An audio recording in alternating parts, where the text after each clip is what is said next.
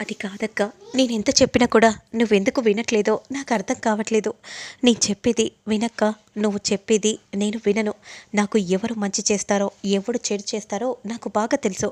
ముందు నువ్వు ఇంకెప్పుడు కూడా నా రూమ్లోకి రావద్దు, వెళ్ళిపో అనే విధంగా అంటూ ఇక వెంటనే రూమ్ నుండి చామంతిని గెంటేయగానే చాలా బాధపడిపోతూ ఇక వెంటనే ఆరు బయటకు వచ్చి చాలా బాధగా దీనంగా రోజా అన్న మాటలు గుర్తు చేసుకొని బాధపడిపోతూ ఉంటుంది. ఇక అప్పుడే అదే సమయానికి చామంతి వాళ్ళ తల్లి మాత్రం బట్టలు ఆరిస్తూ ఉంటే చామంతిని చూస్తూ ఉంటుంది. ఇక అప్పుడు చామంతి అసలు ఎందుకు అక్క ఇలా చేస్తుంది, అసలు అక్క ఇలా ఎందుకు మారిపోయింది, డబ్బు కోసం కన్న తండ్రిని ఎందుకు చంపాలని చూసిందో నాకు ఇప్పటికీ అర్థం కావట్లేదు. కానీ అక్క నీకెందుకు అర్థం కావట్లేదు, రమాదేవి మేడం గారు నిన్ను చంపడానికే, ఈ ఇంటి నుండి నిన్ను గెంటేయడానికే ప్లాన్స్ చేస్తున్నారన్న విషయం నేను ఎంత చెప్పినా నువ్వు వినట్లేదు. నేనేం చేయాలో కూడా నాకు అర్థం కావట్లేదు. ఏం చేస్తే నువ్వు ఎలా మారుతావో కూడా తెలియట్లేదక్క. కానీ నేనెంత కాదనుకున్నా కూడా నువ్వు నా అక్కవి, తోడబుట్టిన దానివి. నేను నీకు చెడు కాకుండా నేను చూస్తానక్క.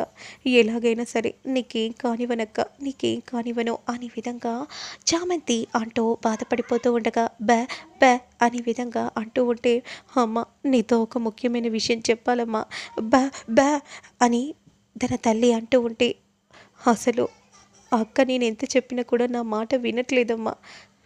నన్ను బయటికి పంపించేసింది. ఇక ఆ రమాదేవి మాత్రం ఆ అక్కని ఇంట్లో నుండి మెడపట్టి అరుణ్ బాబు గారే పంపించేలా ప్లాన్స్ వేస్తున్నారు. నేను ఎంత చెప్పినా అక్క వినట్లేదు. అక్క పరిస్థితి ఏమవుతుందో ఏమో అని చాలా భయంగా ఉందమ్మా. కానీ నేను అలాంటి పరిస్థితి నేను రానివ్వనమ్మా, నేనున్నాను అక్కకి అని ఈ విధంగా అంటూ ఉంటే ఆ మాట విన్న చామంతి తల్లికి వెంటనే గుండె నొప్పి వస్తుంది. ఇక కుప్పకూలి క్రింద పడిపోగానే అమ్మ అమ్మ నీకేమైందమ్మా అని అంటూ చామంతి చాలా కంగారు పడిపోతూ వెంటనే అక్కడి నుండి తీసుకెళ్ళిపోతూ ఉంటుంది. ఇక మరోవైపు మాత్రం ప్రేమ్ వెంటనే హాస్పిటల్కి వస్తాడు. అప్పుడు డాక్టర్తో ఇలా మాట్లాడుతూ ఉంటారు. ఇదొక మిరాకిల్ అని చెప్పొచ్చు. ఆయన కోమాల నుంచి బయటికి వచ్చారు, మిమ్మల్ని వెంటనే చూడాలని అంటున్నారు. అందుకే నేను మిమ్మల్ని ఫోన్ చేసి రమ్మన్నాను. అంతలో మీరేనా ఆ దేవుడు, నన్ను కాపాడిన దేవుడు? అయ్యో అలాంటి పెద్ద పెద్ద మాటలు మాట్లాడకండి. మీరు లేకపోతే అసలు ఈ ప్రాణం ఉండేదా? మీ వల్లే నేను క్షేమంగా బ్రతికి బయటపడ్డానంటే మీ వల్లే కదా. అప్పుడు డాక్టర్ వెంటనే, కానీ ఆయన నీళ్ళల్లో పడిపోవటం వల్ల, ఆయన కోమాలో ఉండటం వల్ల ఆయన చేతులు కాళ్ళు చచ్చిపడిపోయాయి అనే విధంగా చెప్పగానే ఇక ఒక్కసారిగా ప్రేమ్ షాకింగ్గా చూస్తూ ఉంటాడు. ఇక మరోవైపు మాత్రం వెంటనే హాస్పిటల్కి చామంతి చాలా కంగారు పడిపోతూ తీసుకొని వస్తుంది. ఇక అప్పుడే ప్రేమ్తో మాట్లాడుతూ ఉంటారు. మీరు గుండె ధైర్యాన్ని మరవకూడదు, మీరు మళ్ళీ ఖచ్చితంగా నడుస్తారు, నడిచి తీరుతారు, నాకు ఆ నమ్మకం ఉంది. కానీ అలా నడవాలన్నా, ట్రీట్మెంట్కు సహకరించాలన్నా కూడా ఒక మిరాకిల్ జరగాలి. ఈయనలో ఆ మిరాకిల్ ఎప్పుడు జరుగుతుందో అర్థం కావట్లేదు. ఖచ్చితంగా ఏదో ఒకటి ఎప్పుడో ఒకనాడు జరుగుతుంది. అది ఎప్పుడో ఎప్పుడో మరెప్పుడైనా కానీ ఖచ్చితంగా జరిగి తీరుతుంది కదా, ఆ నమ్మకమే ఉంచండి అని ప్రేమ్ అంటూ ఉంటాడు. ఇక మరోవైపు మాత్రం డాక్టర్ దగ్గరికి వచ్చి చూపించగానే అమ్మ తనకి సర్జరీ చేయాలి, ఎందుకంటే ఇప్పటికీ 2 సార్లు తనకి గుండె నొప్పి వచ్చింది, ఇక 3సారి వస్తే మాత్రం ఇక మేము ఏమీ చెయ్యలేమో అని చెప్పగానే అప్పుడు వెంటనే చామంతి షాకింగ్గా చూస్తూ ఉంటుంది. ఏంటి డాక్టర్, సర్జరీనా? సర్జరీకి చాలా డబ్బులు అవుతాయి. కానీ సర్జరీ సర్జరీ కంటే ముందుగా మీరు కొన్ని ట్యాబ్లెట్స్ వాడాలి. ఈ ట్యాబ్లెట్స్ రాసిస్తున్నాను, టైం టు ప్రకారం వేసుకోండి, మర్చిపోకండి అనే విధంగా అంటూ డాక్టర్ వెంటనే ట్యాబ్లెట్స్ని రిఫర్ చేస్తాడు. అప్పుడు ఆ ట్యాబ్లెట్స్ తీసుకొని రావడానికి బయటికి వస్తూ ఉంటారు. అమ్మ నీకేం కాదు, నేనున్నాను అనే విధంగా ధైర్యాన్ని చెప్తూ ఉంటుంది చామంతి. ఇక వెంటనే వెళ్ళి అలా ట్యాబ్లెట్స్ తీసుకుంటూ ఉంటాడు ప్రేమ్. ఇక అక్కడి నుండి వెళ్ళిపోగానే అదే సమయానికి ఇదిగోండి ఈ ట్యాబ్లెట్స్ ఇవ్వండి అని అంటూ చామంతి కూడా ఇవ్వగానే ఇక అప్పుడే చామ్ అనే విధంగా ప్రేమ్ పిలవగానే, డ్రైవర్ బాబు మీరు ఇక్కడున్నారేంటి? ఒక ఆయన అని చెప్పాను కదా, నువ్వు ఆ రోజు గాజులు ఇచ్చావు ఆయనకు ట్రీట్మెంట్ కోసం.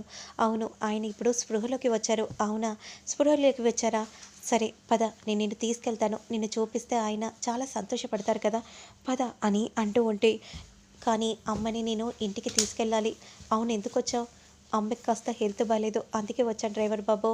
అవునా, ముందు పద, నేను తర్వాత ఎప్పుడైనా కలుస్తానులే, ఇప్పుడు వచ్చావు కదా, ఇక్కడే కదా, పక్కనే కదా వార్డు, నువ్వు ముందు వస్తావా లేదా అని అంటూ అక్కడి నుండి చామ్ని తీసుకెళ్తూ ఉంటే, ఇక మరోవైపు మాత్రం ఇక మీకు కంగారు పడాల్సిన అవసరం లేదు.